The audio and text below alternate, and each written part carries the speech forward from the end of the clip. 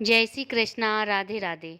आज पूरे देश भर में जन्माष्टमी का त्योहार बड़ी ही धूमधाम से मनाया जाता है। इस दिन भगवान श्री कृष्ण का पंचामृत से अभिषेक कर नाना प्रकार के भोग लगाए जाते हैं, जिसमें छप्पन भोग का एक अलग ही महत्व है। हम सब ने बहुत बार छप्पन भोग लगाया भी होगा और देखा भी होगा, पर बहुत जन ऐसे हैं जिन्हें यह नहीं पता कि छप्पन भोग का क्या महत्व है।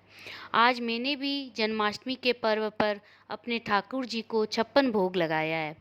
जब मैं भोग बना रही थी, तब मेरे बच्चों ने मुझसे पूछा कि मम्मी, हम भगवान को छप्पन भोग क्यों लगाते हैं। तब मेरे मन में विचार आया कि और भी बहुत जन होंगे जिन्हें यह नहीं मालूम होगा कि हम छप्पन भोग क्यों लगाते हैं। तो आइए आज हम जानते हैं कि छप्पन भोग की परंपरा कब, क्यों और कैसे शुरू हुई। भागवत कथा के अनुसार एक बार ब्रज के सभी लोग स्वर्ग के राजा इंद्र की पूजा का बड़ा आयोजन कर रहे थे। श्री कृष्ण ने नंद बाबा से पूछा कि बाबा, ये आयोजन क्यों किया जा रहा है। तब बाबा ने कहा कि हम वर्षा के देवता इंद्र की पूजा की तैयारी कर रहे हैं। इस पूजा से देवराज इंद्र प्रसन्न होंगे और अच्छी बारिश करेंगे। अच्छी बारिश होगी तो अन्न की उपज भी अच्छी होगी, जिससे हमारा भरण पोषण अच्छे से होगा। तब श्री कृष्ण ने कहा, बाबा, ऋतु आने पर बारिश करना ये तो इंद्र का काम है, और रही बात हमारे भरण पोषण की, तो वो तो हमारी गायों से होता है, और गायों का भरण पोषण तो गोवर्धन पर्वत से होता है। वहाँ पे हमें फल, सब्जी, कई प्रकार की औषधियाँ और जानवरों के लिए चारा भी मिलता है। तो इस हिसाब से हमें गोवर्धन पर्वत की पूजा करनी चाहिए। सबको कान्हा की बात सही लगी और कान्हा के कहने पर सब ने गोवर्धन पर्वत की पूजा की। जब यह बात देवराज इंद्र तक पहुंची तो उन्हें बड़ा क्रोध आया और उन्होंने इसको अपना अपमान समझा।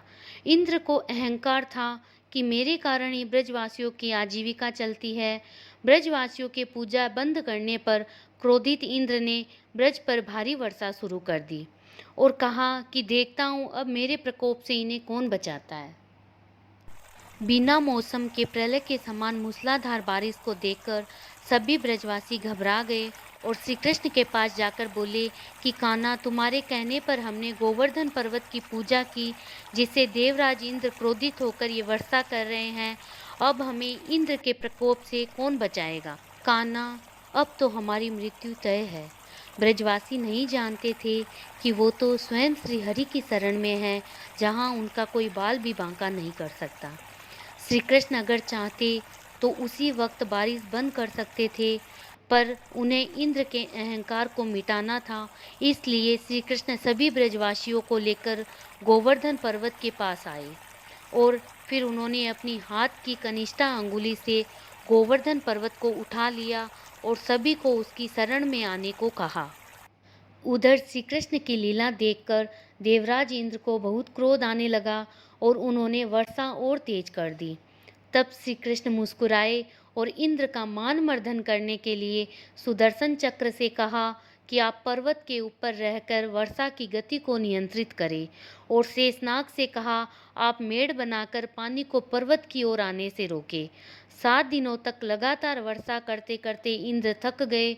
तब उन्हें लगा कि उनका सामना करने वाला कोई साधारण मनुष्य नहीं हो सकता। वो ब्रह्मा जी के पास पहुँचे और सब वृतांत कह सुनाया। ब्रह्मा जी मुस्कुराकर बोले, आप जिस कृष्ण की बात कर रहे हैं वह भगवान विष्णु के साक्षात अंश है और पूर्ण पुरुषोत्तम नारायण है। यह सुनकर इंद्र लज्जित हो गए और श्री कृष्ण के पास जाकर कहा, प्रभु, मैं आपको पहचान न सका। अहंकारवश यह भूल कर बैठा। आप तो बड़े दयालु हैं, मेरी भूल क्षमा करे। भगवान श्री कृष्ण ने देवराज इंद्र को माफ़ किया और पर्वत को वापस अपनी जगह रख दिया। लगातार 7 दिन तक गोवर्धन पर्वत को उठाए रखने के दौरान श्री कृष्ण ने कुछ भी नहीं खाया था, पर यशोदा मैया तो अपने कृष्ण को एक दिन में 8 बार भोजन कराती थी, पर उनका लाला तो 7 दिन से भूखा है। तब यशोदा मैया ने ब्रजवासियों के साथ मिलकर कन्हैया के लिए हर दिन के 8 बार के हिसाब से 7 दिनों को मिलाकर कुल 56 प्रकार के व्यंजन तैयार किए, और ये व्यंजन उन्होंने 6 प्रकार के रसों को मिलाकर बनाया था। इन रसों में कड़वा, तीखा, कसेला, अम्ल, नमकीन और मीठा इन सब का मिश्रित स्वाद था। कन्हैया ने बड़े चाव से इस भोजन को ग्रहण किया और तब से 56 भोग लगाने की परंपरा की शुरुआत हुई। बोलिए श्री बांके बिहारी लाल की जय। राधे राधे।